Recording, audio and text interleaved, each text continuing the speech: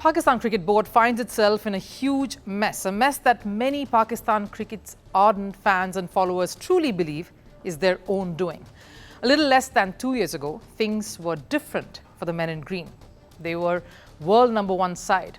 That now seems a little hard to believe. And the good days do seem like it was a long time ago.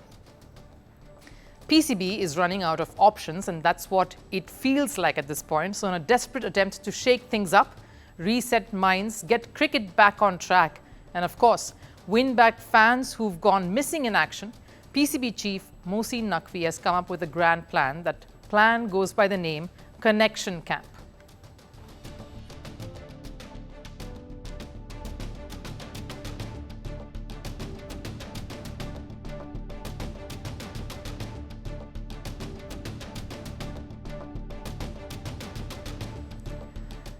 Sounds gimmicky, yes. Will it work? Who's to say? The one constant in Pakistan's cricketing system is the unpredictability of it. One day they are best in the world, and the very next they plummet to being one of the worst. All highs and lows are a part of Pakistani cricketing fabric, their culture, something fans know only all too well.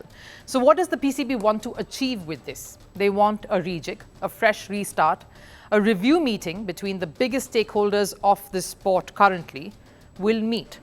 So PCB chief himself, followed by the coaches Gary Kirsten, Jason Gillespie, the two captains Shan Masood and Babar Azam, and a few key centrally contracted players will get together to have a meeting and come up with a strategy, a way to restore the pride and excellence of Pakistan cricket, a way to rebrand their style, chart a new path that they need to walk on here on. A brand new Pakistan cricket, that's the aim. Come up with a vision, a plan for the future of Pakistan cricket from the grassroots right up to the international arena. It sounds fancy, sounds ambitious, and I'm very eager to see where this will head. Because this is what I perceive. On one hand, you have a resume that speaks for itself, that of Gary Kirsten as coach and mentor. We know what he's capable of and what he can do. There is a history that he's part of and things that he's achieved which are memorable and hard to repeat. And then, of course, there is Pakistan cricket. It's produced legendary players, yes, but continues to be a mercurial setup, not the kind of terms you want to associate with legacy and handing down something. If the PCB wants changes, they need to be open to changes. Just renaming a domestic ODI tournament as Champions One Day Cup, for example, is not enough. Saying that AI will be used to pick teams, that's plain ridiculous.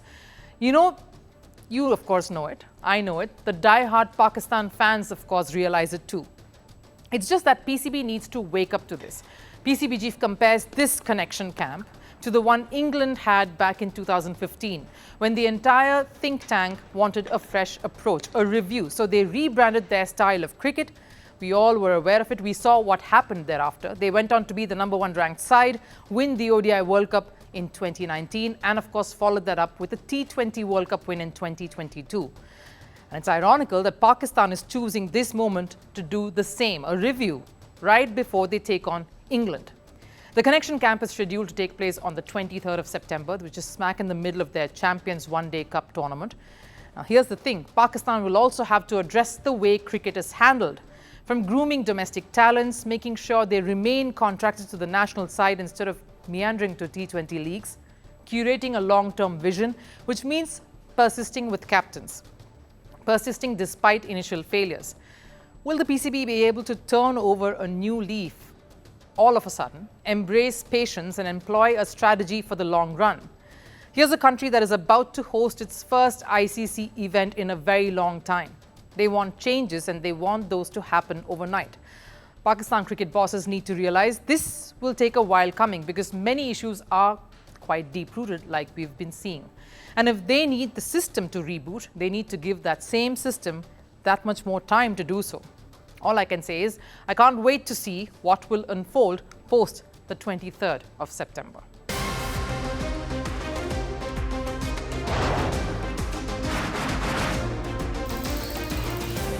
On this today, the T20 World Cup bandwagon has moved across to the West Indies. What can you expect from this? Hello, I'm Alison Green, coming to you from Durban, South Africa. Today we have a special start with a report on India's shifting nuclear policy. The first time since India Hello and welcome to Firstpost America. I'm Aaron Ham, coming to you live from the nation's capital in Washington.